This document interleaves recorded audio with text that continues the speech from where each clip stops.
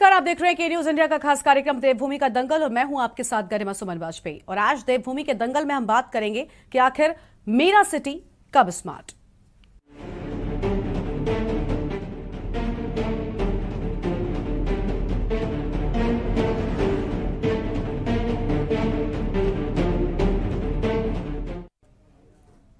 राजधानी देहरादून को smart city बनाने का काम को शुरू हुए करीब 3 साल का समय बीत चुका है, लेकिन इन बीते सालों में राजधानी में लगभग आधा काम ही अपने अंजाम तक पहुंचा है। लेकिन धीमी गति से चले रहे कामों की वजह से राजधानी के हालात बद से बदतर होते जा रहे हैं और जगह जगह पर स्मार्ट सिटी के काम की वजह से सड़कों में गड्ढे, जलभराव और ट्रैफिक जाम से आम जनता को बड़ी दिक्कतों का सामना करना पड़ता है। साथ ही साथ एक दिन की बारिश में कहीं न कहीं स्मार्ट सिटी की पोल खुलकर सामने आ गई है। हालांकि स्मार्ट सिटी का काम एक समय अवधि में पूरा होना था, लेकिन अब 3 साल बीत जाने के बाद भी पूरा नहीं हुआ। आज हम इसी को लेकर विस्तार से बातचीत करने वाले हैं, लेकिन उससे पहले एक नजर डालिए आज के हमारे इस खास रिपोर्ट पर।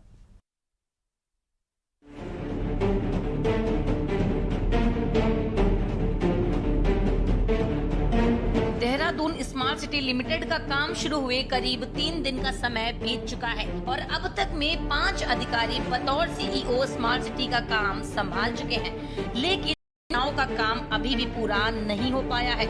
मुख्यमंत्री से लेकर मुख्य सचिव तक स्मार्ट सिटी के कामों को पूरा करने के लिए सख्ती से निर्देश दे चुके हैं, लेकिन राजधानी के अलग अलग हिस्सों में हो रहे स्मार्ट सिटी के कामों ने लोगों की मुश्किलें और बढ़ा दी हैं।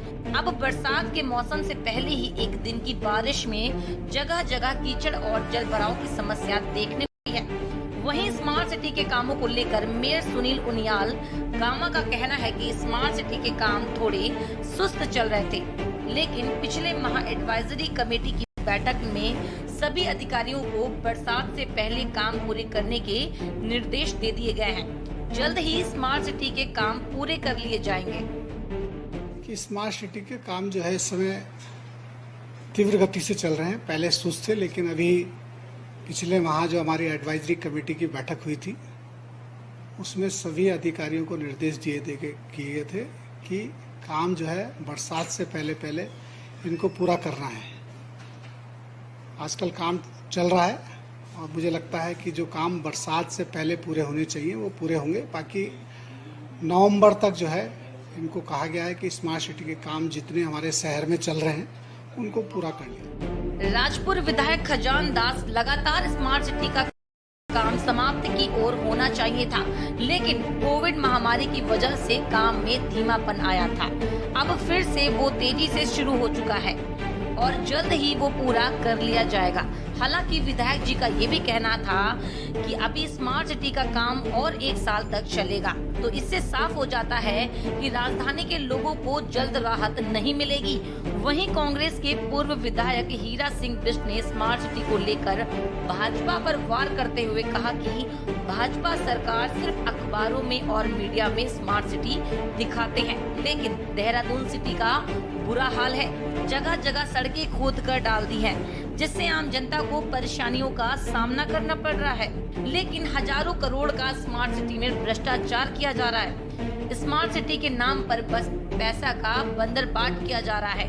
आम जनता को राहत पहुंचने की कोई नहीं सोच रहा है। कहना चाहूँगा कि स्मार्ट सिटी का काम जो कि 1 साल अब इस समय खत्म होना था, समाप्ति की ओर होना चाहिए था, किंतु कोविड के चक्कर से भी काम में थोड़ा सा ढीलापन रहा है, इसलिए काम में गति नहीं पकड़ पाई उस समय।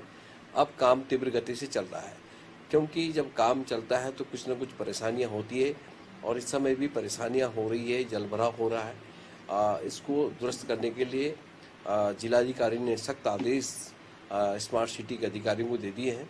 बीजेपी सरकार तो अखबारों में, समाचार पत्रों में, मीडिया में बहुत अच्छा स्मार्ट सिटी और नंबर 1 पे आ रहा है। देहरादून के किसी मोहल्ले में जनता से जाकर पूछो, मेरे मोहल्ले में मुझे हर 15 दिन में सिटी बोर्ड में फ़ोन करना पड़ता है।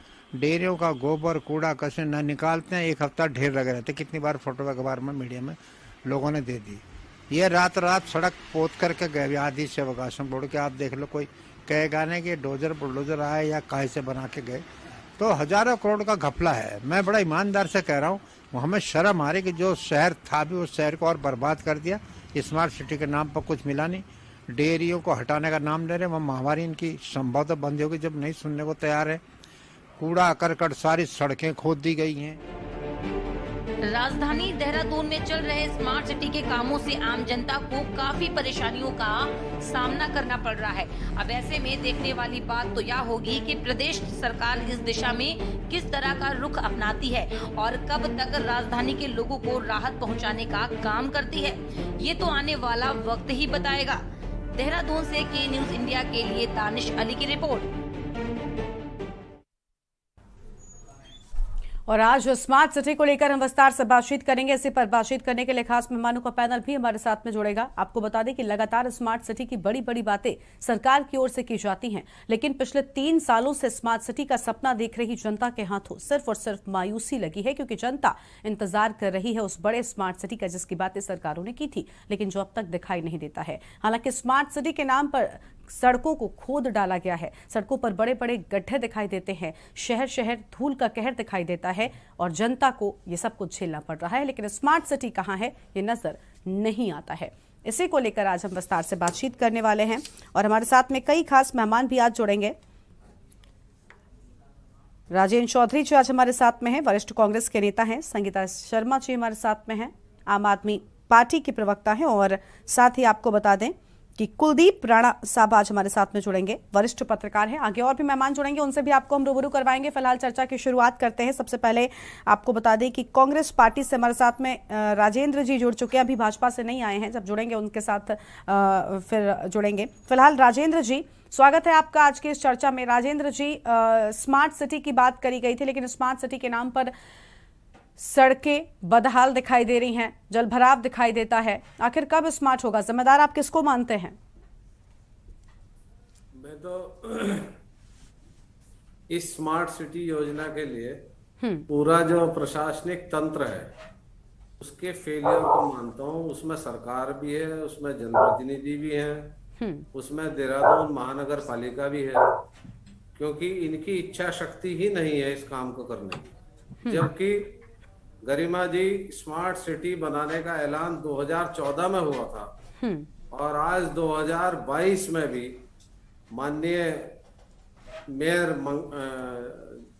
साहब जो है उनियाल जी, वो कह रहे हैं कि हम नवंबर में करेंगे। अब सवाल ये उठता है कि और 10 दिन बाद जून में जब हमारे यहाँ प्रचुर मात्रा में बारिश होगी, जल भराव होगा, तो अव्यवस्था के साथ साथ डेंगू भी फैल जाएगा।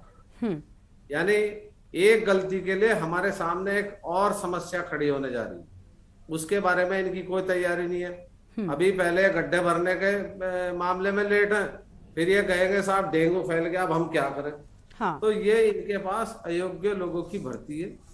इसीलिए किसी भी योजना का इम्प्लीमेंटेशन प्रॉपरली ना टाइम पे हो रहा है और ना प्रॉपर तरीके से हो रहा है। सांसदों ने प्रत्येक लोकसभा क्षेत्र में एक एक गांव गोद लिया था। उन गांव के हालात देख लो आप। मैं अपने यहाँ रुड़की में जहां मैं रहता हूँ वहां के बारे में बताऊं, जो हमारे यहाँ क्लीन सिटी ग्रीन सिटी का हमारे यहाँ विधायक जब जो कांग्रेस में थे भाजपा में चले गए, उन्होंने जो नारा दिया, जितना काम उन्होंने उस समय की सरकार के समय में कांग्रेस के विधायक रहते किया उतना नहीं हुआ। हमारे यहाँ ये स्थिति है कि सीवरेज का वर्ल्ड बैंक का प्रोजेक्ट आया 350 करोड़ का पूरे शहर के लिए, और आज वो चौक पड़ा है। अब आने वाले 10 दिन के बाद जब बारिश होगी सारा शहर जलमग्न हो जाएगा। यही हालत देहरादून की है, यही हालत हल्द्वानी की है, यही हालत हरिद्वार की है। तो ये जो सरकार है, दरअसल गरिमा जी, मैं आपके माध्यम से कहना चाहूंगा कि सरकार को जो वोट मिल रही है ना तो सिटी के नाम पे मिल रही, ना वो क्या नाम जो काम के नाम पे मिल रही। उनका तो काम चल रहा है ज्ञान व्यापी से, राम मंदिर से, मुसलमान की दाढ़ी से, फलानी से।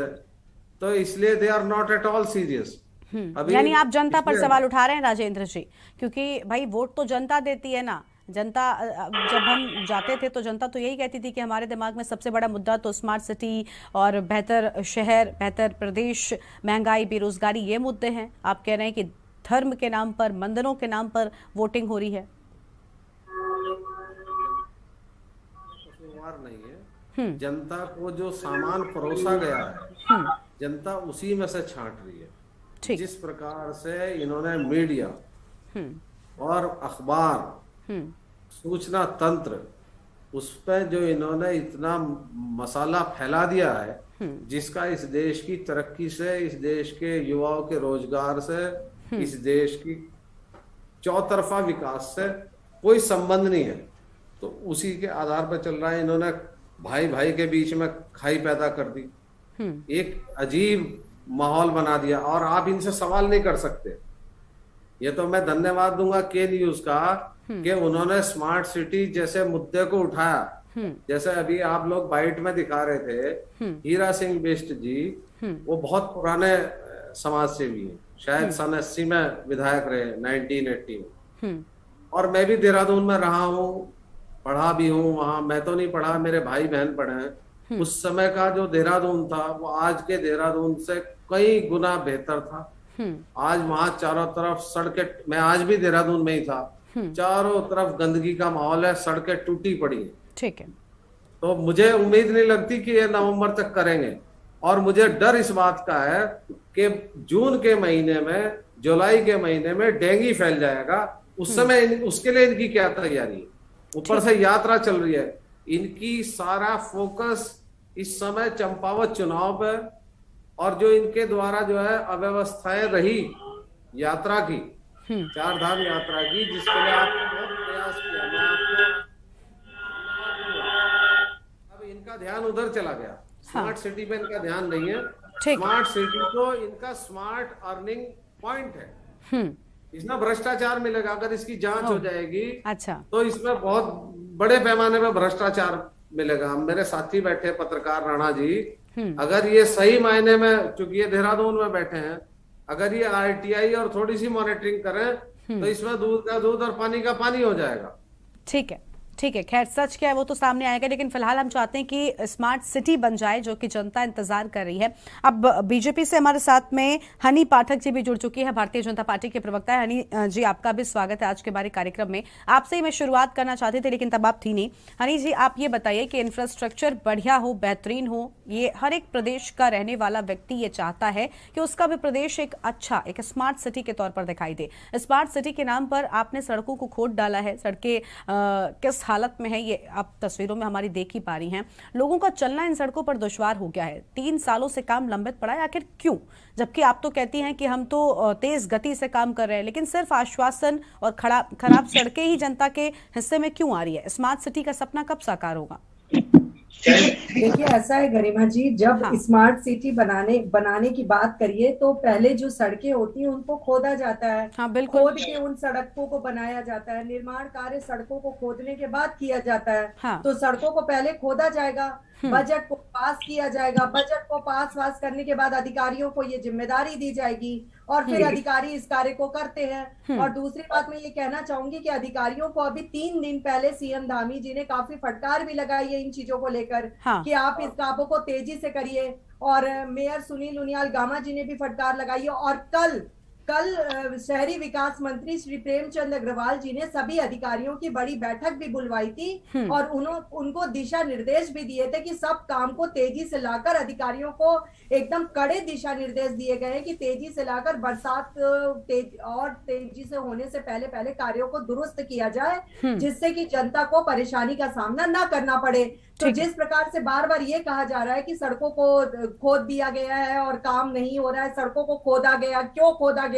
तो हनी जी, ऐसा नहीं कहा जा रहा है। आपने जिस बात के साथ में शुरुआत की है बिल्कुल ठीक है कि अगर मरम्मत का काम होगा तो सड़कों में खोदा जाएगा और काम तभी आगे बढ़ पाएगा। लेकिन अगर आपको पता है कि आगे का प्रोसीजर अभी कंप्लीट नहीं हो पाया है, तो सिर्फ और सिर्फ सड़कों पर इस तरह से मलबे को फैला देना ये कितना सही है? आप ही को तो पता लगाना होगा ना, जो लोग निर्माण कार्य कर रहे हैं, कंस्ट्रक्शन कंपनीज हैं जिन पर आपको नजर रखनी है, वो ये पता लगाएंगी ना कि आगे के प्रोसीडिंग्स जो है वो कंप्लीट हुई है कि नहीं हुई है, आगे निर्माण करने दिया जाएगा या नहीं, या सबसे पहला काम सिर्फ बस सड़क पर। आपको दिया है क्या जवाब दिया आपने? यही कहा ना कि 3 साल हो गए, क्यों आखिर काम नहीं हुआ? ठीक है, आप सड़कों को खोदिए, आप काम करिए, लेकिन समय सीमा आप बताएंगी ना कब तक बन जाएगा? कुछ तो होता है ना उसकी लिमिट, या फिर जनता ऐसे ही रहेगी? और ये बाकी मंत्री लोग समय सीमा और अधिकारी समय सीमा बताएंगे, एक प्रवक्ता समय सीमा आपको नहीं बताएगा। प्रवक्ता आपको मंत्रियों के ऊपर नहीं बताएगा। ठीक है, आप सरकार का पक्ष रखने के लिए यहाँ पर आई है ना। मैं आपसे व्यक्तिगत तौर पर समय सीमा नहीं पूछ रही हूँ हनी जी, आप सरकार की प्रवक्ता हैं और सरकार की जिम्मेदारी होती है, क्योंकि सरकार ने स्मार्ट सिटी का सपना प्रदेशवासियों को दिखाया है और वो ही इस पूरे पर नजर बनाए हुए हैं, तो उनकी बात तो आप बताएंगे ना अपने दर्शकों को। तो आप मेरे को अगर काटे ना तो मैं पूरी बात का जवाब दे रही हूँ। मैंने आपको काटा नहीं, मैंने आपसे एक और सवाल किया, आप बोल चुकी थी, उसके बाद मैंने आपसे सवाल किया कि आपने कहा कि अगर काम होगा तो सड़कें खोदी जाएंगी। ठीक है, आप खोदिए, लेकिन उसकी सीमा तो बताइए ना कि कितने वक्त में इसका निर्माण कार्य पूरा हो जाएगा। 3 सालों से ज्यादा तक सड़कों की हालत, आखिर जनता कैसे चले इन सड़कों पर, बोलिए। देखिए ऐसा है, शहरी विकास मंत्री जी ने कल जो बैठक ली है, अधिकारियों को जो दिशा निर्देश दिए हैं, उस बैठक में उन्होंने उनको 3 महीने तक का समय दिया है कि 3 महीने में सभी कार्यों को एकदम दुरुस्त करके जनता को आवाजाही में परेशानी का सामना न करना पड़े। बारिश आ रही है, बारिश को देखते हुए किसी भी प्रकार का ये अवरोध पैदा न हो, इसको देखते हुए उनको 3 महीने का समय दिया है और ये कहा है कि जितनी जल्द हो सके जल्द से जल्द इस कार्य को पूरा कर दिया जाना चाहिए। अब मैं थोड़ा सा कांग्रेस के अपने बड़े भाई साहब काफी कटाक्ष किए हैं, उनकी बातों का भी जवाब दे दूं, क्योंकि सरकार का पक्ष रखने के लिए मैं आई हूँ। तो राजेंद्र भाई साहब को मैं उनकी बात का जवाब देना चाहती हूँ कि कांग्रेस के जो प्रवक्ता होते हैं ना इनके, वो खुद ही काफी कंफ्यूजन में रहते हैं कि इनको क्या किस पॉइंट पे ये बोलते हैं, किस पॉइंट पे नहीं। कभी ये बोलते हैं कि बहुत ज्यादा महंगाई है लेकिन फिर भी कार्य का ये जो जनता है ये इनको वोट दी है लेकिन जनता अब सबक सीख गई है। फिर ये कहते हैं कि बेरोजगारी है लेकिन जनता सबक सीख गई है। आज इनके प्रवक्ता नया बयान देते हैं कि ज्ञानवापी का मुद्दा तो हिंदू मुस्लिम का मुद्दा देखकर ये वोट पाते हैं। तो ये तो जनता को ही गुमराह करते हैं और जन निशान उठे। इनसे ये सवाल पूछना चाहती हूँ और क्योंकि वक्त मेरे तक ही सीमित नहीं रह जाता है तो मैं सवाल छोड़कर इनके लिए जाती हूँ कि जो ज्ञानवापी का मुद्दा और हिंदू मुस्लिम का मुद्दा ये उठा रहे हैं, पहले अपने चश्मे के आंकड़े को साफ करिए और आंकड़े को नजरिया बदलिए और बदल कर ये देखिए कि ये जो ज्ञानवापी का मुद्दा है और ये जो हिंदू मुस्लिम का मुद्दा उठ रहा है ये कोई भी पार्टी नहीं उठा रही है। गरिमा जी, इनको थोड़ा सा ये क्लियर कर दीजिए कि ये कोई पार्टी नहीं उठा रही है, ये एक समुदाय भी नहीं उठा रहा है, ये एक अपना कोर्ट का मुद्दा है और कोर्ट उठा रहा है। अगर वो 4 महिलाओं ने जो मुद्दा उठाया था वो 4 महिलाएं किसी भी पार्टी को बिलोंग नहीं करती हैं। अच्छा। वो जनता है और उन्होंने श्रृंगार गौरी मंदिर की बात उठाई थी और वो जनता का मैटर है और वो कोर्ट में गया है, वो किसी पार्टी का मैटर नहीं है। और वहां खुद योगी जी खड़े होकर सर्वे का निरीक्षण करने गए हैं, तो आप किसी पार्टी को इंगित ना करें। और जो कि देखिए हनी जी, मुस्लिम का मुद्दा अगर पार्टी के लोगों ने अपने मन में हिंदू और मुस्लिमों ने नहीं भी रखा है ना, तो उसको मुद्दा बनाकर जबरदस्ती की चीजें ना फैलाएं, भ्रामक की स्थिति ना फैलाएं। हमें पता है, ठीक है, हमें पता है कि आप लोग सिर्फ लड़वाने के लिए पैदा हुए हैं और लड़वाने के लिए ही कार्य करते आ रहे हैं, लेकिन अब जनता में जो शांति है ना उसको बरकरार रहने दीजिए इस तरीके। और के न्यूज क्योंकि लोकप्रिय चैनल उत्तराखंड का है और काफी यात्रा करने जनता आ रही है यहाँ, तो मैं हाथ जोड़कर सभी से इस चैनल के माध्यम से निवेदन करना चाहती हूँ कि कांग्रेस के लोगों पर और कोई भी दूसरी पार्टी के लोग अगर आपको गुमराह करते हैं तो कृपया करके उन पर ध्यान न दें और अपने अंदर जो प्रेम और सौहार्द की भावना है उसको बरकरार रखें। ठीक है हनी जी, प्रत्यारोप की भावना अपने मन में न रखें, क्योंकि ये जमीनी कीड़ों वाली बातें जो होती है ना इसको खत्म करें तो ही ठीक है, क्योंकि प्रेम और सौहार्द से ही जीवन चलता है। नहीं, बिल्कुल ठीक आपने कहा कि प्रेम और सौहार्द से जीवन चलता है, लेकिन हनी जी उसके पहले आपने जो ज्ञानवापी वाले मामले को लेकर बड़ी बातें कही। देखिए ऐसा नहीं है हनी जी, जनता जानती है कि ये कौन कर रहा है, कहां से हो रहा है, क्यों हो रहा है, जनता बहुत समझदार है। इस पर मुझे आगे कोई टिप्पणी नहीं करनी है, बाकी आप सब जानते हैं। और रही बात, राजेंद्र जी कुछ कहना चाह रहे हैं। राजेंद्र जी, और मेहमान जुड़े हैं, एक भी प्रतिक्रिया उनकी नहीं आई, उनको जोड़ ले, उसके बाद आपसे ही पूछेंगे। आम आदमी पार्टी से हमारे साथ में संगीता शर्मा जी हैं। संगीता जी, आम आदमी पार्टी तो पहले ही परेशान थी, अभी आपके मुख्यमंत्री चेहरा कोठियाल साहब आज बताया जा रहा है बीजेपी ज्वाइन करने वाले 300 के साथ में। स्मार्ट सिटी का सपना दिखाया है बीजेपी ने, बड़ी बड़ी बातें कर रहे थे, और आप भी जब चुनाव में थे तो आपने भी कहा था कि उत्तराखंड को और ज्यादा बेहतरीन बनाएंगे और ज्यादा विकास करेंगे। फिलहाल कुछ शिकायत है आपको भारतीय जनता पार्टी से कि आखिर ये सड़कें इस हालत में क्यों हैं, स्मार्ट सिटी कहां है? संगीता जी, आपकी आवाज नहीं आ रही, आप अनम्यूट करें। गरिमा जी, आम आदमी पार्टी और बीजेपी में एक बहुत बड़ा फर्क है। आम आदमी पार्टी जो कहती है वो करना जानती है, और बीजेपी की कथनी और करनी का फर्क हम पिछले 5 सालों में और अभी भी देख रहे हैं। जो इनकी सरकार है और जनता ने जो इन पर भरोसा दिखाया है, स्मार्ट सिटी हमें न्यूज़पेपर में, स्मार्ट सिटी हमें मीडिया के माध्यम से बहुत देखने को मिला, और उत्तराखंड की जनता ने बड़ी खुशी के साथ महसूस किया कि देहरादून ऐसा बन गया होगा। लेकिन अगर देहरादून जाकर देखिए तो हालात क्या है, ये अभी आपने भी दिखाया अपनी रिपोर्ट में, और सभी को पता है कि देहरादून का क्या हाल है और देहरादून किस स्थिति से गुजर रहा है। तो देखिए, 3 साल में ये काम नहीं कर पाए। ये हर बार यही कहते हैं, बीजेपी की आदत है कहने की कि हम कर देंगे कर देंगे, बड़े बड़े सपने दिखा करके बार बार वोट ले लेते हैं, लेकिन हर बार ऐसा नहीं होता।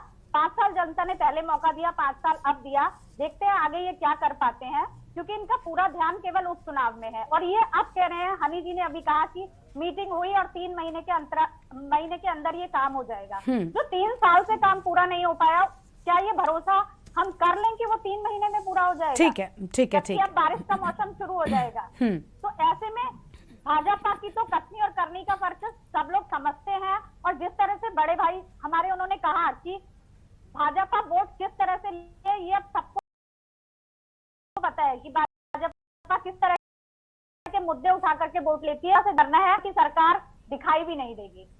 ठीक है, ठीक है, ठीक है। खैर, जनता कब समझे कि क्या होगा, ये तो अलग की बात है। फिलहाल स्मार्ट सिटी पर कुलदीप राणा जी हमारे साथ में लगातार बने हुए हैं। कुलदीप जी, अभी आपने सुना हनी पाठक जी को, हनी पाठक जी कहने कि भाई 3 महीने में स्थितियां जो हैं वो बदल जाएंगी। ये बात मैंने नोटिस की है कि जब भी हम कोई सवाल इस तरह का करते हैं, सिर्फ हनी जी की बात नहीं है, भारतीय जनता पार्टी के प्रवक्ता फटाक से एक मोहलत मांग लेते हैं। वो कहते हैं कि 1 महीने में अभी देखिएगा आप क्या हो जाएगा, 3 महीनों में आप देखिएगा बिल्कुल तस्वीर बदल जाएगी। तो ये आदत कब जाएगी और असल में कब तस्वीर बदलेगी? क्योंकि स्मार्ट सिटी का सपना दिखाया तो खूब गया, लेकिन स्मार्ट सिटी खुद नहीं दिखाई दे रहा है।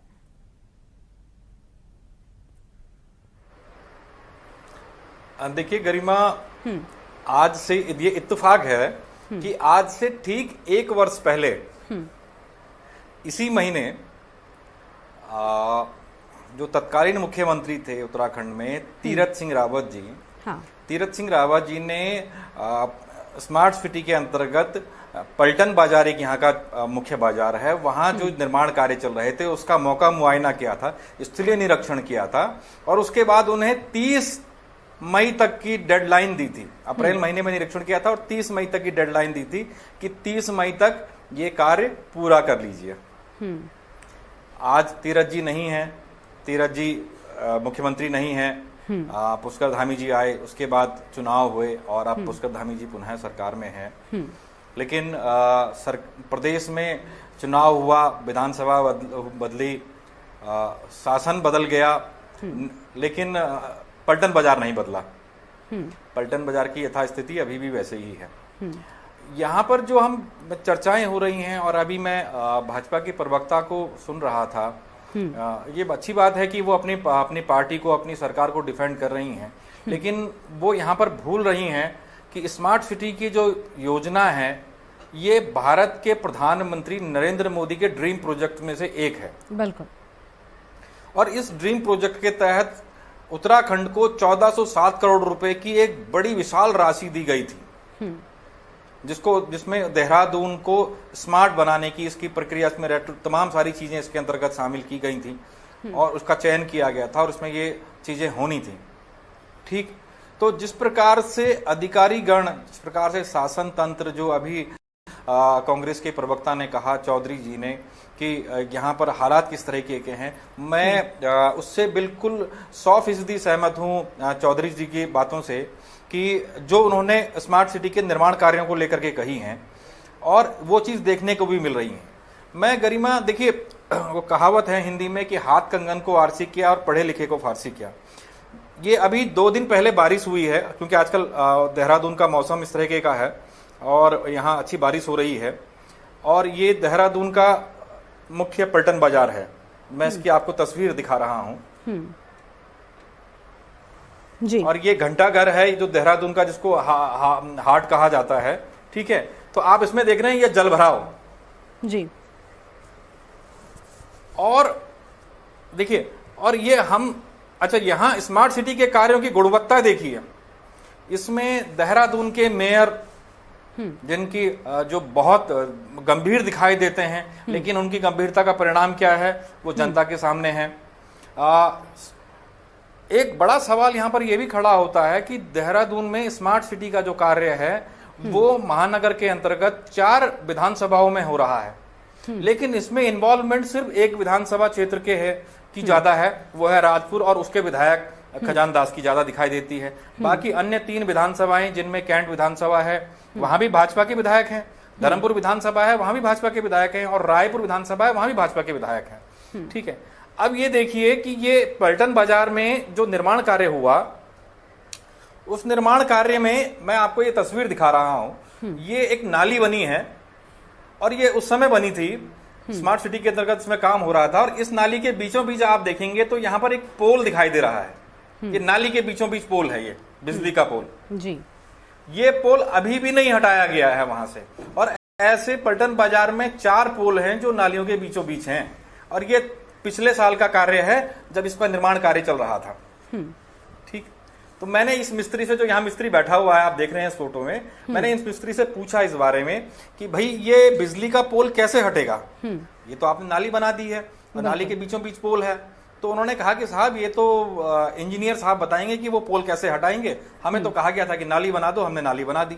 ठीक है, और इस तरह की जो व्यवस्थाएं हैं, इन व्यवस्थाओं का जो परिणाम है वो ये है, ये जो परिणाम निकल के आ रहा है वो ये है। बिल्कुल, और ये देहरादून का एकमात्र पलटन बाजार ही नहीं, ये देहरादून के स्मार्ट सिटी के अंतर्गत जो मैक्सिमम कार्य हो रहे हैं, अधिकांश कार्य हो रहे हैं, उनकी स्थिति यही है। बिल्कुल, पलटन बाजार के लिए ये 250-300 मीटर का एरिया था जिसमें काम होना था, और 21 करोड़ रुपए की इसमें राशि लगाई गई है। ठीक है, क्या काम हुआ? बिजली के पोल अंडरग्राउंड होने थे, बिजली की लाइनें अंडरग्राउंड होनी थी, अच्छी नालियां बननी थी, और दुकानों के फ्रंट अच्छे होने थे, एक बहुत सारे इस तरह की कार्य थे, लेकिन ये सारे कार्य कहाँ चले गए?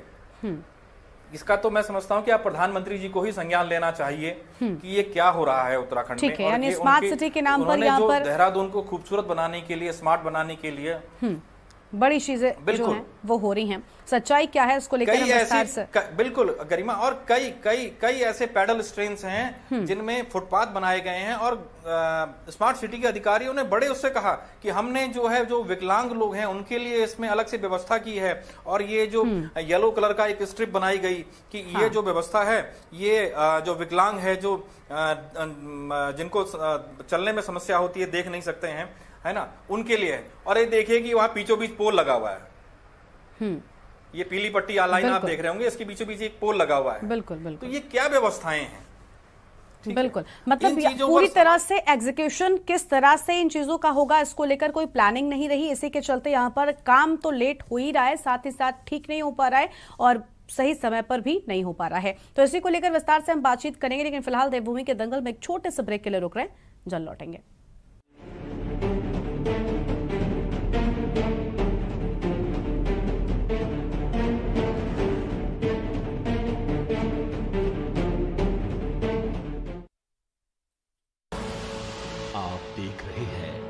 के न्यूज़, खबरों का सारथी। देखें कौन नया खिलाड़ी आया है, समझा देते हैं, प्यार से समझाएंगे, धीरे धीरे से, वो भी अपनी जुबान में।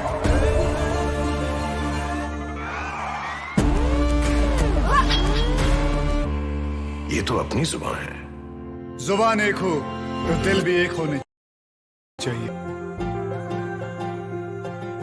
विमल बोलो जुबान केसरी। इस कार्यक्रम के प्रायोजक करता है रामा हॉस्पिटल, किफायती एवं बेहतर स्वास्थ्य सेवाएं।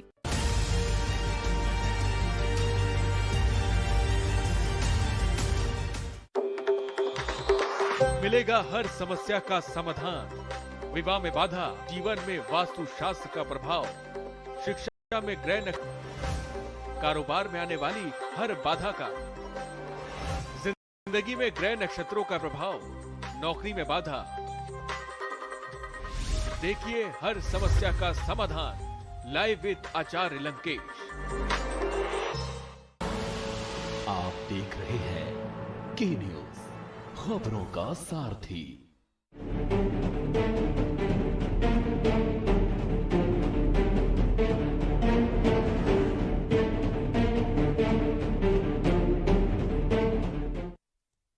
ब्रेक के बाद देवभूमि के दंगल में आप सभी का स्वागत है। आज हम बात करें कि आखिर मेरा सिटी स्मार्ट कब होगा।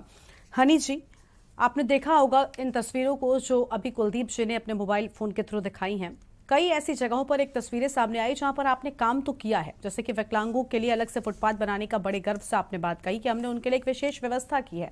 लेकिन ऐसे में वो जो पोल बीच में था, आप ही बताइए कि क्या वो उनके लिए यूजफुल है, क्या वो उसे इस्तेमाल में ला पाएंगे? ये छोटी छोटी बातों का ध्यान आखिर कौन रखेगा? क्यों नहीं रखी जाती? क्यों एक प्लानिंग नहीं बनाई जाती, प्रोसीजर नहीं बनाया जाता? देखिए, ये थोड़ा बहुत अधिकारियों की गलती है जो मैं यहाँ पर बैठ के आपके सामने मानती हूँ कि वो गलती हुई है, और उस पर अभी मैंने भी उतना विशेष ध्यान दिया नहीं था, लेकिन आज कुलदीप जी की वजह से थोड़ा मेरा भी ध्यान उस तरफ गया। इस बात को मैं भी रखती हूँ और अधिकारियों से इस संदर्भ में मैं प्रेम भाई साहब से बात करूंगी और बात करके इस पे संज्ञान लेने की बात करूंगी। और दूसरी बात, मैं कुलदीप जी की एक बात से मैंने फिंगर भी अप करी थी, ये बात का जवाब देने के लिए। जो पलटन बाजार की इन्होंने मुझे तस्वीर दिखाई है ना गरिमा जी, इस तस्वीर पे ही मैं आपको एक बात कहना चाहती हूँ। पंजाब बर्तन स्टोर पर मैं गई हुई थी, हाँ। और उस समय पलटन बाजार में काम का कार्य ये चालू था, सड़क का निर्माण कार्य का। तब मैंने और मेरे हस्बैंड ने ये बात करी थी वहां पलटन बाजार के लोगों से कि यहाँ पर थोड़ी दूरी तक ही काम, इस सड़क का आधी दूरी पर ही तक रहने दो, अगल बगल थोड़ी कच्ची मिट्टी को रहने दिया जाए, जिससे कि जल भराव की समस्या का सामना न करना पड़े।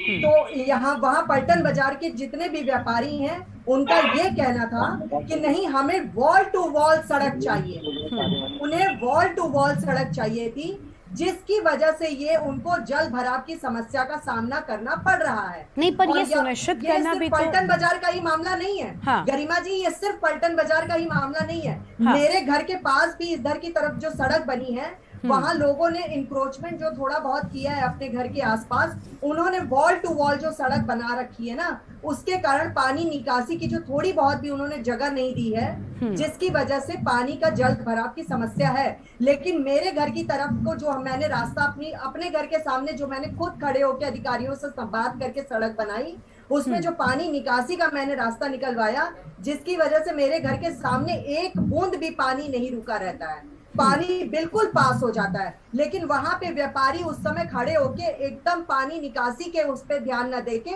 उन्होंने बिल्कुल वॉल टू वॉल की बात करी। और दूसरी बात हनी जी, सुने गरिमा जी, हाँ। दूसरी बात मैं ये कहना चाहूंगी कि उस समय व्यापारियों की पूरी चीजों को देखना, उनके कार्य को एकदम रुका न होना, लगातार व्यापार भी उनका बाधित ना होना। फिर आप कहेंगे कि मैं टोक रही हूँ हनी जी, फिर आप कहेंगे कि मैं टोक रही हूँ, लेकिन अगर आप इस तरह की बात करेंगे तो मुझे टोकना पड़ेगा मजबूरन। मैं चाहती हूँ कि मैं आपके बीच में ना बोलूँ, लेकिन आप कह रही कि व्यापारियों के बारे में उस समय हमें सोचना था। आप दूरदृष्टि से सोचेंगी, आप जो सही है वो सोचेंगी, या फिर उस वक्त आपको रोका जा रहा था तो आपने उनके मुताबिक काम कर दिया? भाई, इसके लिए एक प्रॉपर गाइडलाइंस होती है, प्रॉपर मैप होता है, उस पर काम होता है ना। ऐसा थोड़ी ना होता है कि रास्ते में किसी व्यापारी ने बोला हमारे साथ ऐसा मत करिए तो आपने छोड़ दिया वो जगह।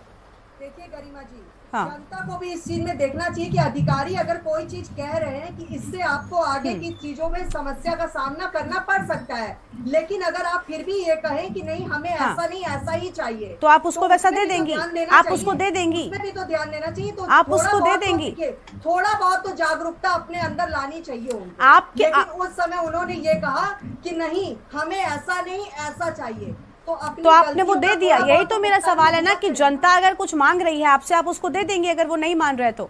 ये तो आपका काम है ना, ये तो अधिकारियों का काम है कि जो सही है, जो मैप है, जो प्रोसीजर है, उसके हिसाब से काम करे ना। हनी जी, ये क्या तर्क हुआ जो आप दे रही हैं? आपके न्यूज वाले, एएनबी वाले, एचएनएन वाले फिर ये आके डिबेट करें हाँ। कि जनता ने इनसे मांग करी और भाजपा के मुख्यमंत्री नहीं, जनता की मांग जायज होगी, जनता की मांग अगर जायज होगी तो हम कहेंगे कि हाँ भाई इस मांग को माना जाए, लेकिन इसका मतलब ये तो नहीं होता ना। आपसे मांग तो प्रदेश की बहुत सारी जनता बहुत पूछ रही है, आप सब उठाकर दे देंगे। अगर उनकी गलतियों क्या तर्क दे रही हैं आप हनी जी? हनी जी, आप क्या तर्क दे रही हैं? मुझे तो समझ नहीं आ रहा है। मेरा तर्क बिल्कुल सही है, कल आप इस पे भी डिबेट रखिए ना कि व्यापारियों ने अपनी गलत, मुझे आपका तर्क समझ नहीं आ रहा और आप कह रही कि उस पर हम डिबेट रख लेते हैं। ठीक है, राजेंद्र जी तो कुछ कह रहे हैं, लेकिन उससे पहले कुलदीप जी की एक प्रतिक्रिया लेंगे, उसके बाद ठीक राजेंद्र जी के पास आएंगे। राजेंद्र जी, हनी जी का तर्क आपने सुना, वो कह रही कि भाई जनता कह रही थी, रास्ते में व्यापारी कह रहे थे कि ऐसे नहीं हमें ऐसे चाहिए, तो हमने ऐसे निर्माण कर दिया।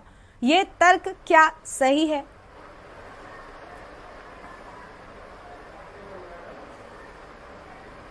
कुलदीप जी, अधिकारी नहीं है, नहीं तो जी गरिमा, अरे मेरा कहने का मतलब यही होता है मैडम, हनी मैडम, ये मेरा कहने का मतलब यही होता है कि भाई आपके जो अधिकारी हैं, जो आपके विभाग के अधिकारी हैं, मंत्री हैं, आप उन्हीं की तरफ से आ जाइए ना। मैं आपसे थोड़ी ना किसी चीज का सवाल करती हूँ, मैं सरकार से जुड़े ही सवाल आपसे कर रही हूँ भाई। ठीक है, ठीक है राजेंद्र जी, बस इसके बाद आपके पास ही आते प्लीज। एक बस कुलदीप जी की एक प्रतिक्रिया, उसके बाद आपके पास। हाँ कुलदीप जी। देखिए ये बड़ी विडंबना है कि आप सत्ता में हैं तो आप गलत चीजों को भी सही तरीके से प्रस्तुत करेंगे, ये गलत है और अपनी बात को सही कहेंगे। अगर ऐसा ही है व्यापारियों के आगे तो क्या इसका मतलब ये हुआ कि सरकार व्यापारियों के आगे झुक गई? इतनी बड़ी परियोजना चंद व्यापारियों को आगे घुटने टेक दिए इतनी बड़ी परियोजना ने। अगर ऐसा ही है तो केदारनाथ में भी तो पुनर्निर्माण हुआ, वहां भी तो व्यापारियों ने, स्थानीय व्यापारियों ने विरोध किया था। बद्रीनाथ में भी रीडेवलपमेंट प्लान चल रहा है, वहां के स्थानीय व्यापारी भी विरोध कर रहे हैं। हरिद्वार में भी कुंभ के लिए काम हुआ, सड़कों का चौड़ीकरण हुआ, वहां भी तो व्यापारियों ने विरोध किया। अरे अयोध्या और काशी में भी तो वहां के स्थानीय व्यापारियों ने, जिन लोगों के घर तोड़े गए, उन्होंने विरोध किया था। तो क्या सरकार झुक गई जनहित में? क्या यही सरकार की दूरदर्शिता होती है? इतने और ये मतलब मुझे बड़ा आश्चर्य हो रहा है कि आज के दौर में जब इंजीनियरिंग इतनी उच्च कोटि की है और एक सामान्य सी छोटी सी जल भराव, नगण्य सी समस्या, जल भराव की समस्या के लिए आप इतनी बड़ी बात कह रहे हैं। और फिर ये तर्क देना पलटन बाजार में कह रहे थे क्या था, हम उस परियोजना में हम लोगों ने थे उस प्रेस कॉन्फ्रेंस में कि इस बाजार 21 करोड़ रुपए और ज्यादा नहीं है, वो सिर्फ 300 मीटर का पैच है। 21 करोड़ रुपए 300 मीटर के लिए आप अंदाजा लगा सकते हैं कितनी बड़ी रकम होगी। आपने कैसा वहां पे सड़कें बनानी थी, वहां जो लाइटें हैं उनको अंडरग्राउंड किया जाना था, सड़कें नालियां हैं कि वहां जल भराव ना हो। ये क्या तर्क हुआ? अच्छा चलिए पलटन बाजार का तो ठीक है, चलो मान लिया व्यापारियों ने कहा, लेकिन ये जो घंटा घर के चारों तरफ जो जल भराव हो रहा है उसके लिए किस व्यापारी ने मना किया, रोका था? और उसको भी छोड़िए, मैं आपको एक तस्वीर दिखाता हूं अभी कि ये तस्वीर जो मैं आपको दिखा रहा हूं, ये तो स्मार्ट सिटी के ऑफिस की बाहर की है। जो स्मार्ट सिटी का जो ऑफिस है, कार्यालय है, ये उसके बाहर की तस्वीर है, ये जो मैं आपको दिखा रहा हूं। ठीक है, ये यहाँ जल भराव देखिए आप, ये स्मार्ट सिटी के ऑफिस के बाहर का है। बताइए अब ऐसे में यहाँ पर कौन रोकने गया था? और सबसे बड़ी बात, कोई रोकने गया भी था, वो कहीं की भी बात हो, अच्छी बात है, कहीं की भी बात हो कुलदीप जी, मुझे लगता है कि कोई रोक रहा है तो हम थोड़ी ना रुक जाएंगे। अगर आप एक प्रोसीजर के साथ में, मैप के साथ में काम कर रहे हैं ना, तो ये थोड़ी ना है कि कोई कह रहा है कि नहीं भाई हमें तो ये चाहिए तो हम उसके हिसाब से काम करेंगे। जनता कुछ भी मांगेगी तो आप थोड़ी ना मान लेंगे। जनता बहुत कुछ मांग रही है, वो तो नहीं सुनते आप। बिल्कुल ठीक है, ये तो जनहित में है ना सारी चीजें। और हमारा तो साफ कहना ये है कि देश के प्रधानमंत्री, हमारे प्रधानमंत्री ने इस जिले के, इस महानगर के हित के लिए, इस महानगर को बेहतरीन बनाने के लिए इतनी बड़ी परियोजना के जो तो देश भर में चल रही है उसमें देहरादून का चयन किया और वो इतनी बड़ी राशि हमें देते हैं। और हमारे प्रदेश में उस योजना का हाल क्या है? मुझे तो इस बात का दुख है कि मेरे प्रधानमंत्री ने जो योजना और जो पैसा यहाँ भेजा 1407 करोड़ रुपए, बिल्कुल उस योजना का इस प्रदेश में क्या हाल हो गया है? बिल्कुल बिल्कुल। देखिए ये बात चिंता का विषय है क्योंकि स्मार्ट सिटी का सपना जनता देख चुकी है और अब इंतजार कर रही है स्मार्ट सिटी बनने का। ठीक है, राजेंद्र जी कुछ कह रहे थे काफी देर से। हाँ राजेंद्र जी अब आप बोलिए। करीमा, मेरा कहना यह था, स्मार्ट सिटी का कंसेप्ट आया कहां से? स्मार्ट सिटी का कंसेप्ट क्यों आया? राजेंद्र जी आपकी आवाज ठीक से नहीं आ रही। मुझे 30 सेकंड का समय। अरे मैं आपको पूरा वक्त दूंगी, आपकी आवाज तो हम तक पहुंचे। जी, चंडीगढ़ का जो निर्माण हुआ वो हिंदुस्तान की पहली स्मार्ट सिटी, जिसमें पैदल चलने की भी जगह थी, ड्रेनेज भी थी, सड़कें भी थी, पाथवेज भी थे। एक प्रॉपर मैनेज्ड सिटी का निर्माण उस समय हुआ 1953 में। और आज तक चंडीगढ़ में जल भराव और इस तरह की समस्याएं नहीं है। तो सरकार का जो मुख्य उद्देश्य है वो जनता को सहूलियत देना है, इसीलिए वो टैक्स लेती है, टैक्स के बदले में काम करती है। Now coming to the point, मैं कहना चाहूंगा स्मार्ट सिटी का कंसेप्ट माननीय प्रधानमंत्री जी क्यों लाए, मैं इसका पक्षधर हूं। वो इसलिए लाए कि पिछले 10, 15, 20 सालों में अनप्लान्ड डेवलपमेंट हुआ। अनप्लान्ड डेवलपमेंट में शहरीकरण बहुत तेजी से बढ़ गया और उसी अनुपात में शहरों में सुविधाएं नहीं बढ़ पाई। ओवरलोडिंग हो गई बिजली की, जो हमारा सैनिटेशन है वो ओवरलोड हो गया, वो चोक होने लगा। और स्मार्ट सिटी का पहला रूल है, मैं अपनी छोटी बहन हनी को बताना चाहूंगा, इसका पहला कंसेप्ट यह है कि जितने भी शहर के संबंधित विभाग हैं, चाहे टेलीफोन है, चाहे बिजली विभाग है, चाहे जल निगम है या कोई और विभाग, और जो स्मार्ट सिटी में सड़क एक बार बनेगी उसमें 5 वर्षों तक कोई पैचिंग नहीं होगी। ये इसका पहला कंसेप्ट है। अगर आपको पोल लगाना है या अंडरग्राउंड इलेक्ट्रिफिकेशन करनी है या आपको इंटरनेट की वायरिंग करनी है या आपको जो है सीवरेज की पाइपलाइन डालनी है, ये काम सारे सिस्टमेटिक 1 बाय 1 होंगे। और जब एक बार उस पर रोड बन जाएगी फिर उसकी कटिंग नहीं होगी। ये इसका पहला कंसेप्ट है। इसका दूसरा कंसेप्ट ये है कि किसी भी स्थिति में वाटर ड्रेनेज को कोई डिस्टरबेंस नहीं करेगा। ठीक है। अभी जैसे राणा जी ने दिखा दिए फोटो के पलटन बाजार में और जो हमारे देहरादून की बहुत पुरानी घंटाघर चौक और बहुत से एरिया, यहाँ तक के डालन वाला में भी, वहां भी सड़कें टूटी पड़ी हैं, पानी भरा हुआ है। तो हनी, ये कंसेप्ट बहुत अच्छा था, मैं इसके पक्ष में था कि स्मार्ट सिटी होनी चाहिए, बिल्कुल। लेकिन स्मार्ट सिटी बनाने के लिए हमें योग्य व्यक्तियों की जरूरत है। हम अधिकारियों के भरोसे रह के तंत्र नहीं चला सकते। ठीक। अगर अधिकारियों के भरोसे तंत्र चलेगा, अधिकारी के भरोसे तब चलेगा जब जनप्रतिनिधि कमजोर होगा, अयोग्य होगा, और जब ऐसे हालात होंगे तो भ्रष्टाचार बढ़ेगा, लोगों को सुविधाएं कम मिलेंगी। इसमें पार्टियों की बात नहीं है, अब ये जनता की बात है।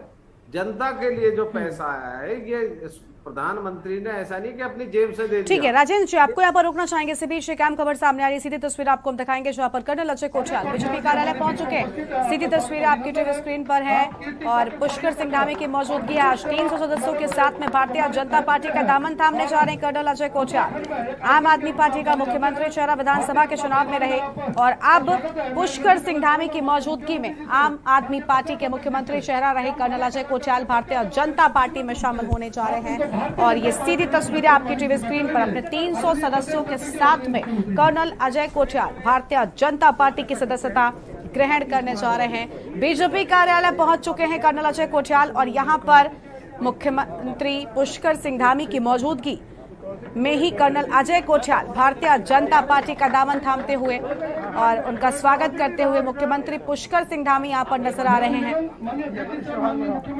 सीधी तस्वीरें आपको हम दिखा रहे हैं। बीजेपी ऑफिस पहुंच चुके हैं कर्नल अजय कोठियाल, भारतीय जनता पार्टी का दामन थाम चुके हैं, यानी अब झाड़ू की जगह हाथों में कमल है।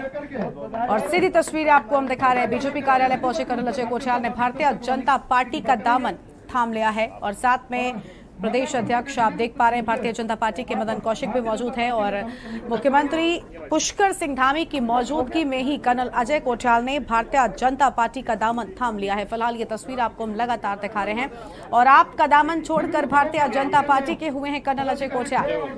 प्रदेश अध्यक्ष मदन कौशिक और मुख्यमंत्री पुष्कर सिंह धामी की मौजूदगी में कर्नल अजय कोठियाल के साथ ही 300 सदस्यों ने भारतीय जनता पार्टी का दामन थाम लिया है।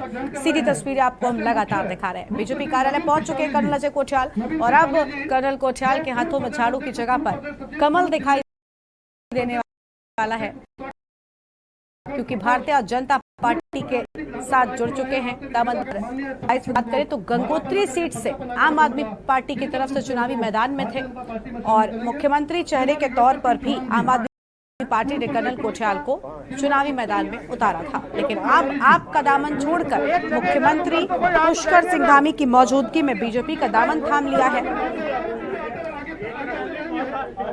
सीधी तस्वीरें आपको हम दिखा रहे हैं। अपने 300 सदस्यों के साथ में भारतीय जनता पार्टी की सदस्यता ग्रहण कर ली है और भव्य स्वागत यहां पर हुआ है कर्नल कोठियाल का।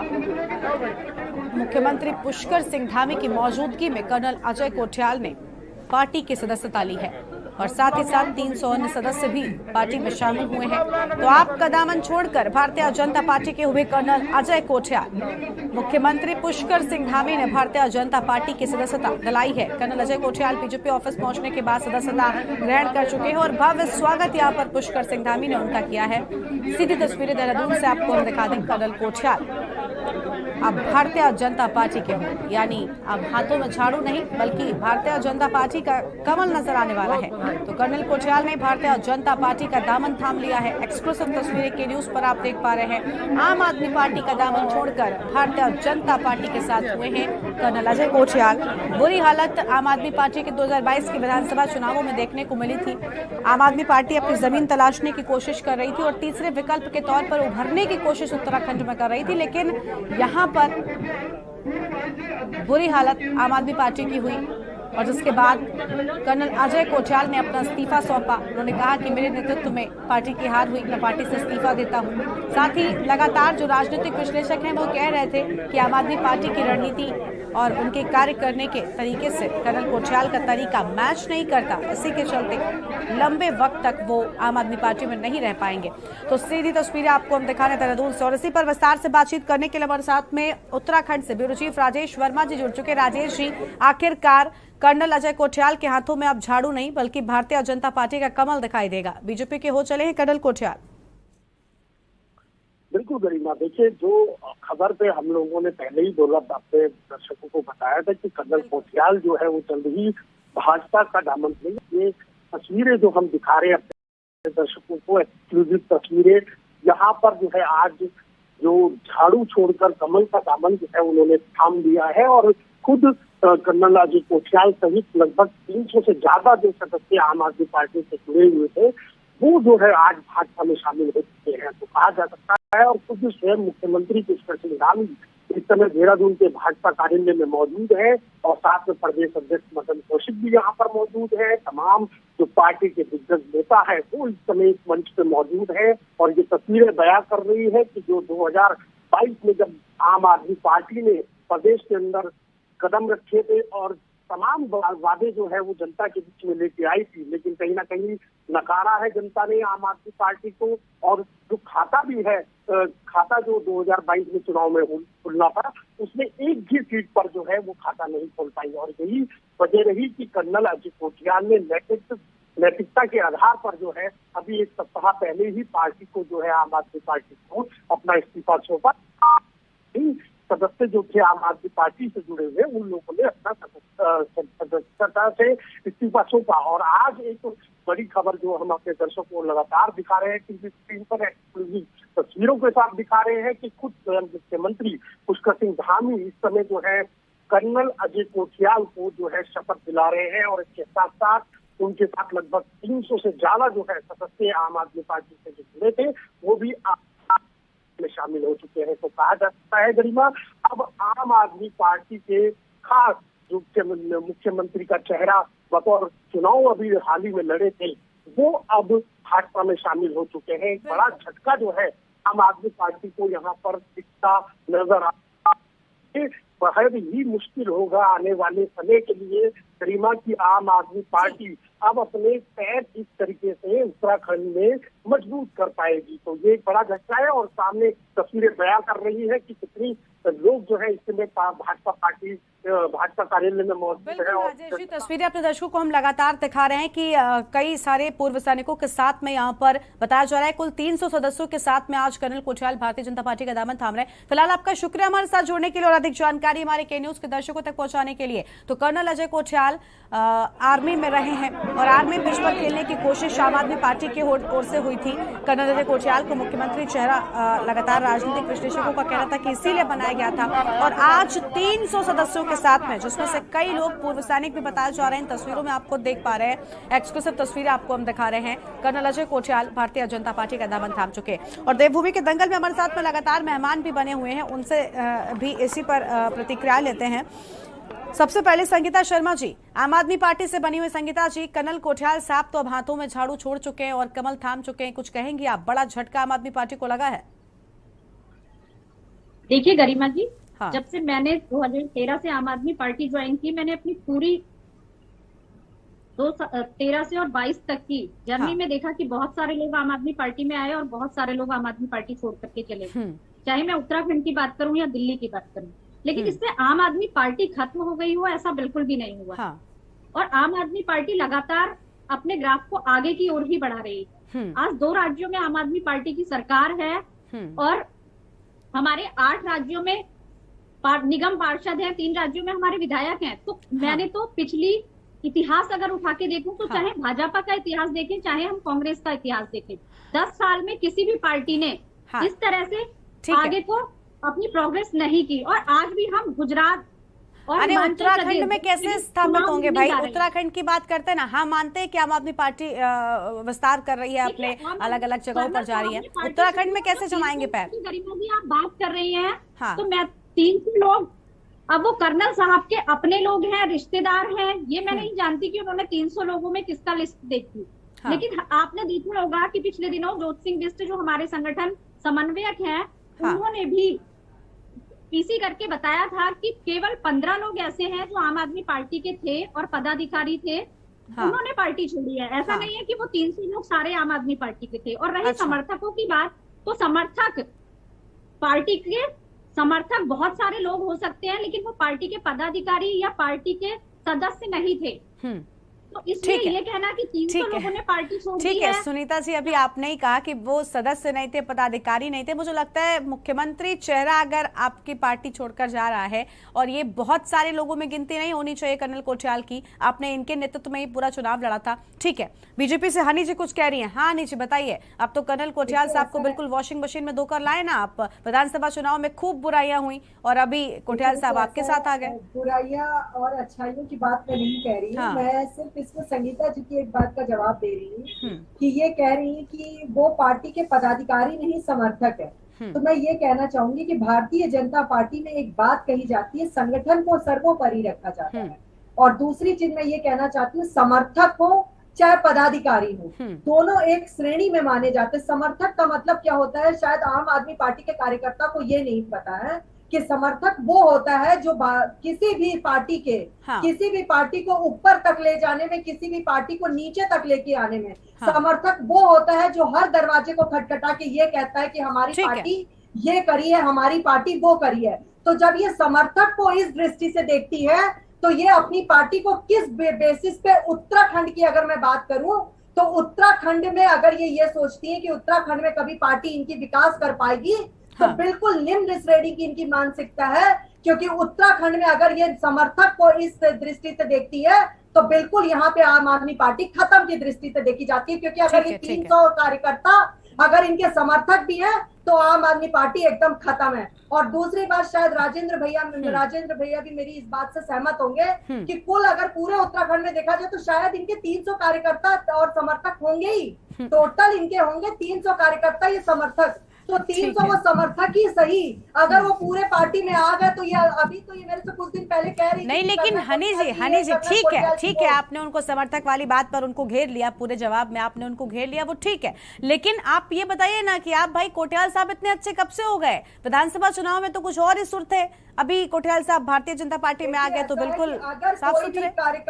कोई भी कार्यकर्ता अपनी पार्टी की किसी भी पद्धति से और किसी भी चीजों से नाखुश होता है। अगर मैं आज अपनी पार्टी की किसी भी पद्धति से नाखुश हूँ और हमारी यहाँ पर 2 पार्टी के पदाधिकारी बैठे हैं, मेरे राजेंद्र भैया भी बैठे हैं, संगीता बहन भी बैठी है। अगर मैं अपनी पार्टी की पद्धति से परेशान हूँ, खुश नहीं हूँ, अगर मैं इनकी पार्टी में जाना चाहती हूँ तो मुझे भैया भी लेना चाहेंगे, मेरी बहन भी लेना चाहेगी। तो अगर अपनी पार्टी की पद्धति से नाखुश हूँ और मैं इनकी पार्टी की रीति नीति से पूरी तरीके से इनकी पार्टी की रीति नीति में ढलना चाहूंगी, अब इनकी पार्टी की रीति नीति के संगठन को पूरी तरह से अपनाने को तैयार हो जाऊंगी, तो पार्टी लेती है। ठीक है, यानी आपकी नीति से वो प्रभावित हुए इसीलिए भारतीय जनता पार्टी में आ गए। ठीक है, अभी कुलदीप जी से इस पर हम जवाब ले लेंगे, लेकिन राजेंद्र जी से पहले जान लेते हैं। राजेंद्र जी, अभी जब ये खबर सामने आई थी तो हमने थपलियाल साहब यूकेडी के नेता हैं, उनसे भी बात की थी। उन्होंने एक बड़ी अहम बात उस दौरान कही फोनों पर। उन्होंने कहा कि जब कोठियाल साहब राजनीति में आने वाले थे तो उन्होंने पहले बीजेपी से भी बात की थी, उन्होंने कांग्रेस से भी बात की थी, लेकिन उनको टिकट नहीं मिल रहा था। इसको लेकर कुछ बातचीत चल रही थी और इसी के लिए फिर जब आखिरी विकल्प के तौर पर उन्हें आम आदमी पार्टी ने जगह दी तो उन्होंने वहां पर शामिल हुए, लेकिन उनकी रणनीति मेल नहीं खाती थी। इसी के चलते वो लंबे वक्त तक रह नहीं पाए वहां पर। तो कांग्रेस पार्टी को पछतावा है कर्नल कोठियाल को जगह न दे पाने का? क्या कुछ कहेंगे? आज अभी आपने सुना कोठियाल साहब बीजेपी के हो चले। बात कहना चाहूंगा,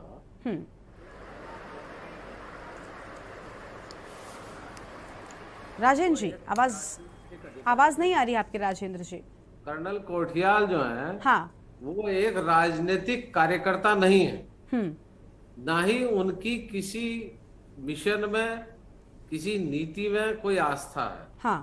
उन्होंने कांग्रेस से भी बात की कि मुझे ये बनाओ, ये बनाओ, ये बनाओ, और भाजपा में भी बात की। आम आदमी पार्टी अपना स्ट्रक्चर खड़ा करना चाह रही थी, इसलिए आम आदमी पार्टी का ये रणनीतिक भूल थी। ठीक है राजेंद्र जी, आपको माफी के साथ यहाँ पर रोकना चाहेंगे। इस बीच कुछ कह रहे हैं कर्नल अजय कोठियाल साहब, वो पहले सुना देते दर्शकों को प्रेस कॉन्फ्रेंस में, सीधे लेकर चलते हैं। आपके हितों को संरक्षित करते हुए और आपको इस प्रकार से पार्टी में हम लोग अपने साथ रखकर आगे बढ़े। आज मुझे ये प्रसन्नता भी है कि कर्नल साहब भारतीय जनता पार्टी में जब आप आज आ रहे हैं, हम लोग तो बहुत पहले से लगे हुए थे, कोशिश भी बहुत कर रहे थे, लेकिन आना जब भी होता है जो समय होता है, समय यही था।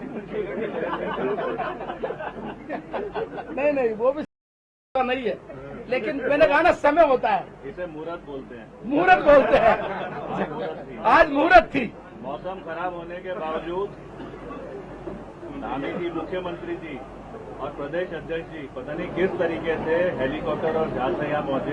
अगर मुहूर्त नहीं होती ना तो आज ऐसा नहीं होता, ना पहुंचते थे। तो आज इस अवसर पर परिवार का मैं हार्दिक स्वागत और अभिनंदन करता हूं। और निश्चित रूप से समय और भी ऐसे जो लोग भारतीय जनता पार्टी से जिनको और आप एक माध्यम बनेंगे, वो सब लोग भी भारतीय जनता पार्टी में आएंगे, उनका भी हम लोग स्वागत है, पूरी स्वागत। बहुत बहुत धन्यवाद।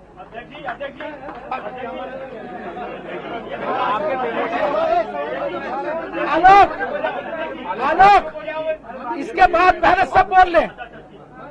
आलोक की एक्सप्रेस बहुत तेज चलती है।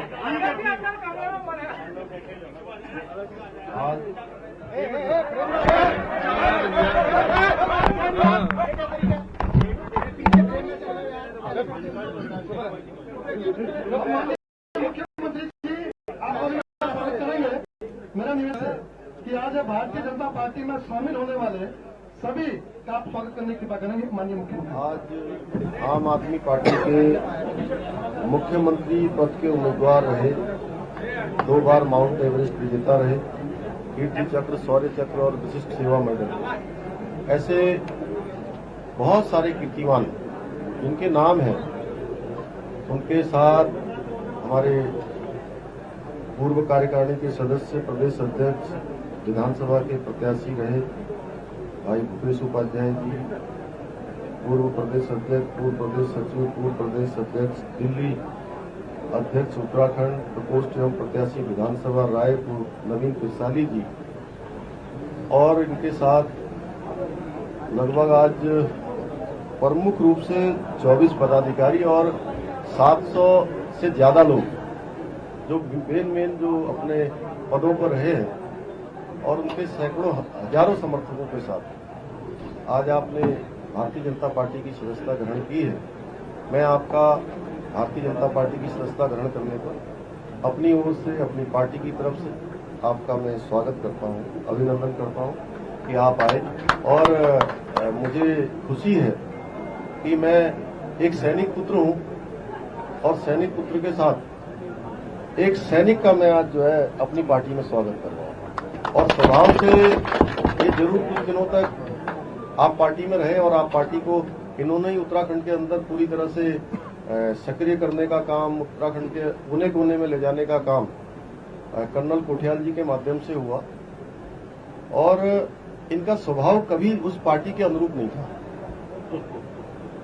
जैसा इनका स्वभाव है उस प्रकार का इनका कभी स्वभाव नहीं रहा और हम लोग आमने सामने हमेशा रहे, लेकिन कभी भी एक सैनिक होने के नाते हमने कभी भी जो है कर्नल साहब के ऊपर किसी प्रकार की भी कोई टीका टिप्पणी कहीं से नहीं हुई।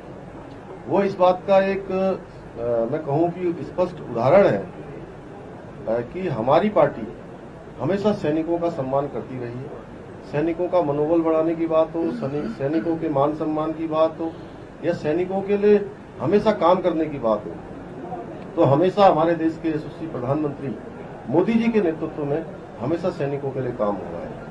और आज कर्नल साहब ने और उनके सभी साथियों ने भारतीय जनता पार्टी की सदस्यता ग्रहण की है। और मैंने जैसा अभी दिल्ली प्रवास के दौरान कहा था, मैं अभी एक प्रवासियों की बैठक में गया था और उस बैठक में मैंने कहा था कि आप पार्टी में जब कर्नल कोटियाल समेत सभी लोगों ने उस पार्टी को त्याग दिया है तो इसकी शुरुआत उत्तराखंड से हो गई है कि अब पूरे देश के अंदर ये अभियान चलेगा और यहाँ पूरी तरह से पार्टी साफ हो गई है। पूरे देश में जो है इसी प्रकार से जो है हर जगह साफ होती चली जाएगी। आज बहुत सारे कारण हैं कि मैं उनके ऊपर अगर टीका टिप्पणी करें, कोई बात करें तो बहुत क्योंकि अलग अलग प्रकार से किसी कोई है तो है राष्ट्रवादी भारतीय जनता पार्टी है और कर्नल साहब ने, भाई भूपेश ने, नवीन जी ने, उनके सभी साथियों ने, इन्होंने भारतीय जनता पार्टी की सदस्यता ग्रहण की है। निश्चित रूप से इनके आने से हमारी पार्टी को मजबूती मिलेगी और आपका मैं पुनः सभी का स्वागत करता हूं और अभिनंदन करता हूं। जितने भी साथी शामिल हुए हैं उन सभी को मेरी ओर से बहुत शुभकामनाएं, बहुत उनका स्वागत। धन्यवाद।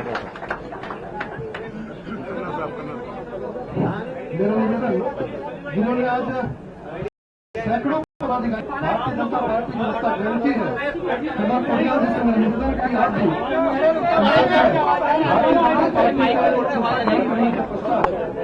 अपने विचार करेंगे आदरणीय कर्नल।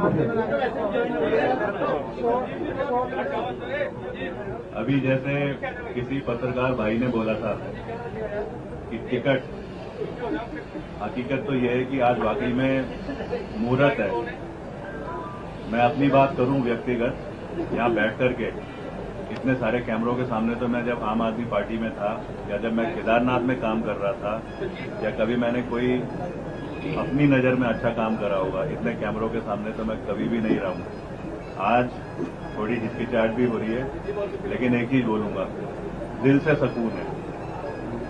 कई बार क्या होता है, हम सब इंसान हैं, हमारी उम्र में हम कई बार फैसले लेते हैं, भावना में फैसले ले लेते हैं। कई बार कुछ फैसले सही होते हैं, कभी कभी कुछ फैसले गलत भी होते हैं। लेकिन अगर हम समझदार इंसान हैं और इसे मैं बोलूंगा मिड कोर्स, बीच में जाकर के अगर समझ में आए कि वो फैसला जो हमने लिया था वो सही नहीं है, तो उसकी ना करेक्शन, उसको ठीक करना, मेरे ख्याल से वो भी एक समझदारी की चीज होती है।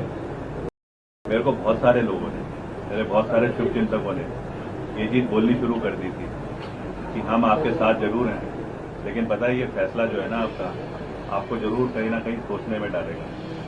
अब ये इत्तेफाक की बात है, मैं और भूपेश उपाध्याय दिल्ली जा रहे थे, कैलाश विजयवर्गीय जी, हमारे तो सब बड़े अच्छे शुभचिंतक भी नहीं थे, तब हमारे शुभचिंतक थे, हमारे अपने प्रदेश अध्यक्ष जी, जब हम केदारनाथ में थे तो हमको आकर के वाह करते थे कि चलो इस माहौल में आप काम कर रहे हैं तो इसका मतलब बड़ी बात है। तो कहीं ना हमारे साथ तो सब जुड़े हुए थे। अब हम गए दिल्ली, तो दिल्ली में हमको मिले कैलाश विजयवर्गीय जी, हम मिलने गए, तो ये ना एक बोलते हैं एक बदलाव, टर्निंग पॉइंट। उन्होंने भूपेश को टोका, डांटा, कहते हैं भूपेश, कर्नल साहब तो पॉलिटिकल आदमी नहीं है, तू तो समझदार था, तो उनके साथ में ये क्या। बस उसके बाद हमने थोड़ा सा, वाकई में जो हमारे शुभचिंतक थे, जो हमें बार बार बोल रहे थे कि फैसला जो था ना आपका भावनाओं की वजह से गलत था, हमने उसका करेक्शन करना शुरू करा। कैलाश जी ने मुख्यमंत्री जी से बात करी। पता है, जिस दिन मैं मुख्यमंत्री जी से मिला, इनके ऑफिस में जाकर के इंतजार हो रहा था, मुख्यमंत्री जी, अभी इलेक्शन का भी समय है, उस टाइम पे देश की कार्यकारिणी का भी था, दिल्ली में प्रोग्राम और रोज अप डाउन कर रहे थे, लेकिन हमारा इंतजार कर रहे थे। और 5-7 मिनट जो हम इनके साथ बैठे, मैं आपको सही बता रहा हूँ, वो जो सुकून है ना, जो मैं कह रहा हूँ आज सुकून आ गया, उस दिन सुकून आ गया था कि किस भावना से इन्होंने मेरे को हौसला बढ़ाया। मेरे अंदर एक मतलब इंसान हूँ, मेरे अंदर एक चिंता भी थी, एक घबराहट भी थी कि कल तक मैं एक दूसरी पार्टी का था, आज सामने बैठा हूँ। लेकिन इन्होंने बड़े अच्छे तरीके से एक भाई की तरह, हमसे उम्र में छोटे हैं लेकिन हमसे ज्यादा एक्सपीरियंस तो है, एक भाई की तरह इन्होंने मेरे को ऐसा हौसला बढ़ाया कि हमने फिर फैसला ले लिया कि हम वापस अपनी सोच वाली पार्टी पे आए। हमने आम आदमी पार्टी क्यों ज्वाइन करी थी? उत्तराखंड के बारे में सोचते हैं, फौज के हमारे कुछ एक्सपीरियंस हैं। यहाँ पे जब से पोस्टिंग आए उत्तरकाशी में, उत्तराखंड में पहली बार, तो कई बार कई काम करने के मौके मिले जिनकी वजह से हमें लगा कि हमारा एक्सपीरियंस बढ़ गया है। उन्हीं कामों को आगे बढ़ाने के लिए हम एक पॉलिटिकल प्लेटफॉर्म देख रहे थे। हमें आम आदमी पार्टी के तरीके जो थे काम के पसंद आए, लेकिन पता है कई बार क्या होता है, उस टाइम तो पसंद आए, लेकिन बाद में जब हम असली में अंदर गए तो हमें दिखा कि ये जो तरीके हैं ये उत्तराखंड के भलाई के लिए तो नहीं है। और एक सीधे इंसान की तरह ये जो फौजी यहाँ पे खड़े हैं, ये सब जो हमसे रूठे हुए भी थे, साथ में थे हमारे, हमने विड्रॉ करा। आज मेरी जिंदगी का एक बड़ा कदम है। मैं बहुत बहुत धन्यवाद दिल से कहना चाहता हूँ सबसे पहले तो माननीय मुख्यमंत्री जी को, जिन्होंने मेरे को इनकरेज करा, मेरा हौसला बढ़ाया कि कर्नल साहब आओ ना वापस, परिवार है, परिवार मिलकर के जब काम करता है तो क्यों नहीं चीजें अच्छी होती हैं। मेरी जब बात हुई मदन कौशिक सर से तो उन्होंने बोला, अरे कर्नल साहब, मतलब फोन पे जो बात का तरीका था उसी से बोलते हैं ना रोंगटे खड़े होने, वो खड़े होने शुरू हो गए। कैलाश विजयवर्गीय सर बार बार मैसेज कर रहे थे, कर्नल साहब जल्दी करो, टाइम वेस्ट मत करो, जज्बा बढ़ रहा था। और मेरे जितने साथ में आ रखे हैं यहाँ पे, वो बार बार मेरे से पूछ रहे थे, सर कब ज्वाइन कर रहे हैं, कब ज्वाइन कर रहे हैं। मेरे को याद है जब भाई साहब हमारे घर पे आए और तो कर्नल अजय कोठियाल को आपने सुना, जहां पर उन्होंने कहा कि अब सुकून है। और आज देवभूमि के दंगल में हम बात करें, मेहमान हमारे साथ में लगातार बने हुए हैं। कुलदीप राणा जी हमारे साथ में वरिष्ठ पत्रकार हैं। कुलदीप साहब, आपने सुना होगा अभी कर्नल अजय कोठियाल कह रहे हैं कि अब जाकर सुकून आया है। क्या लगता है कि क्या अभी हम देख रहे हैं, उत्तराखंड की ही बात करें तो एक राज्यसभा की सीट खाली हुई है। कर्नल कोठियाल साहब सब जगह पर गए थे, वो राजनीतिक प्लेटफॉर्म तलाश कर रहे थे, एक बेहतरीन, अभी उन्होंने भी कहा है अभी फिलहाल सत्ता तो बन चुकी है, सरकार बन चुकी है भारतीय जनता पार्टी की, इनको क्या जगह मिल सकती है? क्या कहीं वहीं से तो गेम नहीं चल रहा है? क्या राज्यसभा भेज सकते कोठियाल साहब को, क्योंकि अब तो बीजेपी के हो गए? देखिए गरिमा, मुझे इसमें आपने कोई आश्चर्य नहीं है कि कर्नल कोठियाल ने आज बीजेपी ज्वाइन कर ली। मैंने आप ही के मंच पे, इसी चैनल पे चुनाव से पहले भी ये बात कही थी कि उत्तराखंड में आम आदमी पार्टी को लेकर के मैं बहुत ज़्यादा आशान्वित नहीं हूँ, क्योंकि उत्तराखंड की जो राजनीतिक जमीन है वो राष्ट्रवादी रही है, राष्ट्रीय चिंतन की रही है। इसलिए यहाँ भाजपा और कांग्रेस को यहाँ की जनता ने ज़्यादा सराहा है और उनके पक्ष में ज़्यादा रही है। आज कर्नल कोठियाल जिस तरीके से भाजपा में शामिल हुए हैं, और अभी मैंने उनका भाषण सुन रहा था, तो इससे साफ पता चलता है कि कर्नल कोठियाल राजनीतिक व्यक्ति नहीं है। बिल्कुल। उन्होंने विजयवर्गीय ने क्या बात कही, मदन कौशिक ने क्या बात कही, मुख्यमंत्री जी ने क्या बात कही, ये बहुत सारी चीजें ऐसी होती हैं जो पर्दे के पीछे की बात होती है।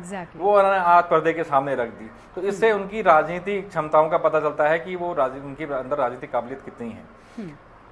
क्योंकि उत्तराखंड एक सैन्य बाहुल प्रदेश है और यहाँ राजनीतिक दलों को राजनीति करने के लिए सैन्य सहारा लेना बहुत आवश्यक हो जाता है, क्योंकि बिना उसके यहाँ राजनीति की गाड़ी ज्यादा आगे नहीं चल सकती।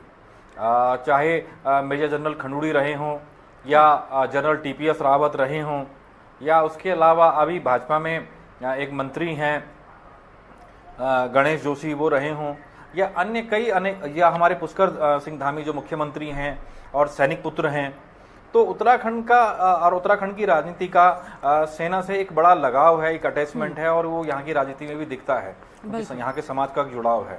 अब जहां तक आपने बात कही कि राज्यसभा की सीट खाली है, तो देखिए जिस तरीके से पिछले कुछ समय में भाजपा के निर्णय बेहद चौंकाने वाले रहे हैं, तो मैं अभी सिर्फ हम ये कह सकते हैं कि हाँ ये भी हो सकता है, लेकिन कोई जरूरी नहीं है कि यही हो जाए, कि जैसे जो सवाल आपने कहा कि क्या कर्नल कोठियाल राज्यसभा जाएंगे, कोई जरूरी नहीं है कि राज्यसभा जाएं, या क्या पता आश्चर्यजनक स्थिति ये भी आ जाए कि वो राज्यसभा पहुंच जाए, क्योंकि इस समय उत्तराखंड में भाजपा का जहाज बहुत ओवरलोडेड है। मैंने ये बात पहले भी कहता रहा हूँ, भाजपा का जहाज बहुत ओवरलोडेड है और वहाँ कई बड़े पदाधिकारी हैं जिनकी राजनीतिक जरूरतें हैं, जिनकी राज्य को भी जरूरत है और जिनकी राजनीति को भी जरूरत है। तो अभी राजनीति के मंच पर कर्नल कोठियाल को थोड़ा और तपना है, यानी थोड़ा सा और, क्योंकि अभी उन्होंने भावनाओं की बात करी और वो आज भी दिखाई दे रहा था कि वो भावनात्मक रूप से किस तरह से जुड़े हुए हैं और वो अपनी भावनाएं ही प्रदर्शित करते हुए आज भी दिखाई दिए। शुक्रिया आपका कुलदीप साहब हमारे साथ जुड़ने के लिए और बातचीत अपनी रखने के लिए। तो और भी मेहमान हमारे साथ में जुड़े थे, सभी का बहुत बहुत शुक्रिया आज हमारे साथ आने के लिए और हमारे साथ चर्चा करने के लिए। देवभूमि के दंगल में आज एक और हम स्मार्ट सिटी को लेकर बात कर रहे थे कि आखिर कब बेहतरीन सिटी बनेगा, क्योंकि जनता इंतजार कर रही है स्मार्ट सिटी का। दूसरी ओर आज कोठियाल साहब ने भारतीय जनता पार्टी का दामन थाम लिया है। तो देवभूमि के दंगल में आज बस इतना ही। आप बने रहिए न्यूज़ इंडिया के साथ। नमस्कार।